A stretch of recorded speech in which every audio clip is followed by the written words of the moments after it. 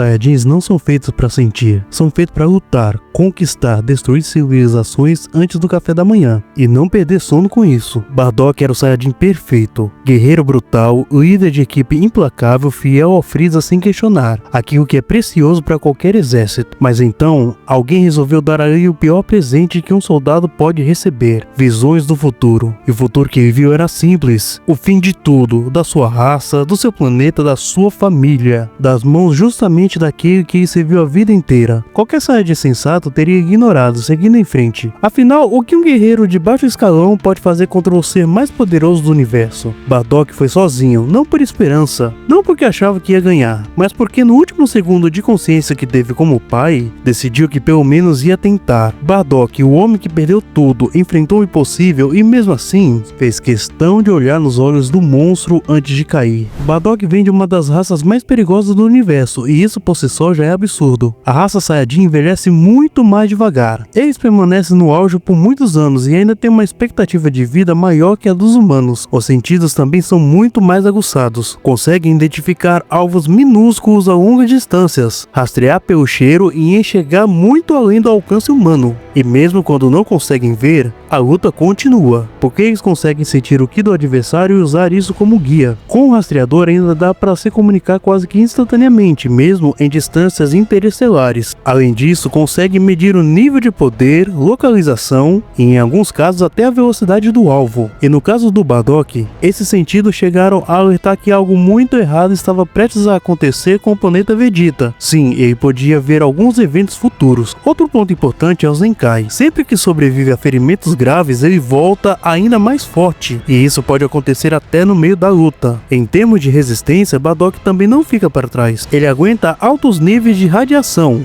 já que absorve uma quantidade enorme de raios Bluts para se transformar em Ozaru. Além disso, ele está acostumado com gravidade extrema. No planeta Vegeta, a gravidade é cerca de 10 vezes maior que a da Terra. Mesmo assim, ele luta normalmente. Também resiste a ataques dos soldados de Freeza sem cair fácil. Na base deve ser muito superior ao Raditz, que sobreviveu a um ataque de Piccolo que já era capaz de destruir a Lua naquele ponto da história. E o Bardock ainda conseguiu aguentar uma rajada do Dodoria, que era mais forte que o Vegeta da saga Saiyajin. Quando entra na forma Ozaru, a resistência aumenta ainda mais, a ponto de parecer praticamente imune a armas convencionais. E como Super Saiyajin, essa durabilidade escala junto com o poder destrutivo, que é absurdo. E vou falar ainda, mesmo sem tantos feitos diretos, a velocidade dele entre níveis bem altos já começa sendo superior ao Raditz, e isso importa, porque o Raditz conseguia desviar de ataques do Piccolo a queima-roupa, ataques que atravessam a distância da Terra até a Lua em poucos segundos. No limite, Bardock chega a níveis comparáveis ou até superiores ao Goku da saga Saiyajin e começo da saga Freeza, e o Kakaroto aqui tem uma velocidade absurda. Um exemplo clássico é o caminho da serpente, que o Goku atravessou em menos de 30 horas. É polêmico isso, só que esse caminho chega a ter proporções próximas ao tamanho do universo no material da Toei. Lembre-se, estamos tratando do Toeiverso. Seguindo essa lógica, Bardock pode escalar até níveis massivamente superiores à velocidade da luz. Agora, quando entra no nível de poder, a coisa sobe rápido. Bardock já era mais forte que os próprios companheiros, e esses companheiros já tinham capacidade de devastar um planeta em pouco tempo. Sozinho, ele conseguiu eliminar vários soldados do exército do Freeza. Na base, chegou a um poder de cerca de 10.000. Isso coloca ele no mesmo nível do Goku da saga Saiyajin, e também próximo ao King Vegeta, que já destruiu 3 planetas com uma única explosão colossal. Quando vira Ozaru, esse poder multiplica por 10, ou seja, já entra em escala multiplanetária, mas o auge vem depois. Na forma de Super Saiyajin, o poder multiplica por 50. Isso leva ele a algo em torno de 500.000 de poder de luta, praticamente encostando na primeira forma de Freeza. E vale lembrar o que isso significa. O Freeza destruiu o planeta Vegeta com facilidade, um planeta que orbitava 2 estrelas, e quando explodiu, a escala da explosão foi tão absurda que o planeta e as estrelas pareciam pequenos em comparação. Colocando esse nível na conta, Bardock em Super Saiyajin chega próximo de escala estelar. Bardock nunca foi exatamente o pai mais presente, mas no final, ele fez a única coisa que realmente importava: deu ao filho a chance de ter um futuro, e às vezes isso já é mais do que o suficiente.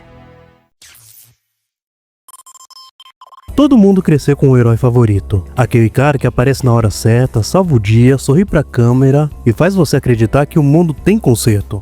Nolan Grayson era esse herói, o homem mais poderoso da Terra, defensor da humanidade, pai de família, marido dedicado. Uma mentira perfeita, porque Omni-Man não veio para salvar a Terra, veio para conquistá-la. Viltrumita de nascença, soldado de um império construído sobre genocídio e força bruta, Nolan passou décadas sorrindo para a câmera enquanto esperava a ordem para subjugar a raça que confiou nele completamente. Com força que dobra aço como papel, velocidade que faz o som parecer lento e uma durabilidade que faz o conceito de dano parecer ingênuo, Omni-Man não é um herói que virou vilão, é um conquistador que foi bom demais no papel de herói. E o pior de tudo, em algum momento do caminho, ele começou a acreditar no próprio personagem. Aproveite e se inscreva no canal, e se quiser itens relacionados aos personagens, veja os links abaixo.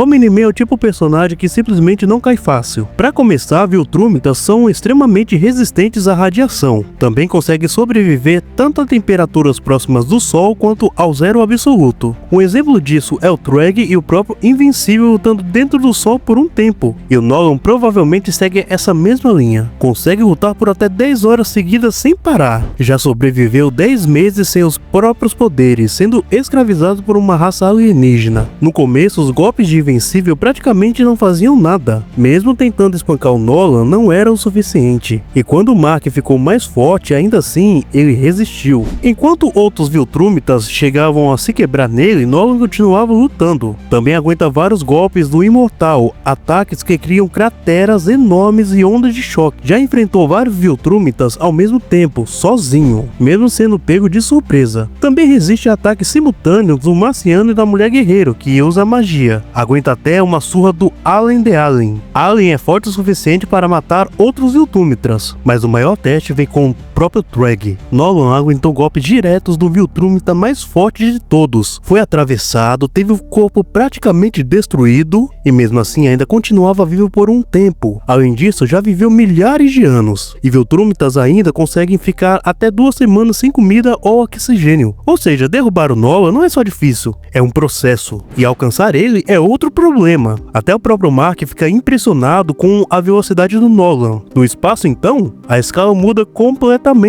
A movimentação é tão rápida que humanos comuns enxergam ele como um borrão ou até como um fantasma. Já interceptou o Space Racer antes mesmo dele conseguir atirar. E ainda escapou de uma reação em cadeia de um cinturão de asteroides colidindo. Existe até a afirmação de que Omni-Man pode atravessar cerca de 10 anos-luz em 2 semanas. E aparentemente isso não é exagero. Em outro momento, ele voa até o planeta Traxa em apenas 1 semana, que estaria localizado na constelação de Virgem, ou seja, estamos falando de velocidades absurdas em escala espacial, tipo massivamente acima da luz. Agora, quando o assunto é força, aí o Nolan vira um problema de verdade. Casualmente já mostrou a capacidade de fazer objetos darem a volta ao mundo em segundos. Segurar um carro sendo lançado contra ele, sem esforço. Levantar veículos pesados como tanques e aviões, normal. A força dele passa facilmente das 100 toneladas. E isso é só o básico. Com esse nível, ele destrói robôs gigantes sem dificuldade. Os impactos dos golpes são tão fortes que fazem Invencível atravessar prédios. Em outro momento, só o impacto de um soco foi suficiente para destruir uma montanha inteira. Também consegue derrotar outros Viltrumitas com relativa facilidade, e conforme o tempo passa ele fica ainda mais forte, chega ao ponto de vencer o próprio Invencível uma queda de braço, já mais forte do que antes. Quando a linha do tempo é alterada, ele conseguiu enfrentar e até superar Invencível junto com os heróis do globo, e o mais importante, consegue ferir Viltrumitas de alto nível. Inclusive, junto com Tedeus e o próprio Invencível, ajudou a destruir o planeta Viltrum, e ainda sobreviveu, um planeta que não tinha sido destruído nem com uma arma capaz de destruir estrelas. Isso coloca o Nolan no mínimo em escala multiplanetária. Ah, e ainda tem o fato de que Nolan conseguiu desviar um cometa do tamanho do Texas. Isso não é pra qualquer um. Olha, no começo, Nolan era só mais um soldado focado na missão de Viltrum. Frio, calculista... Mas no final, o que realmente mudou tudo foi algo simples. Ele começou a se importar.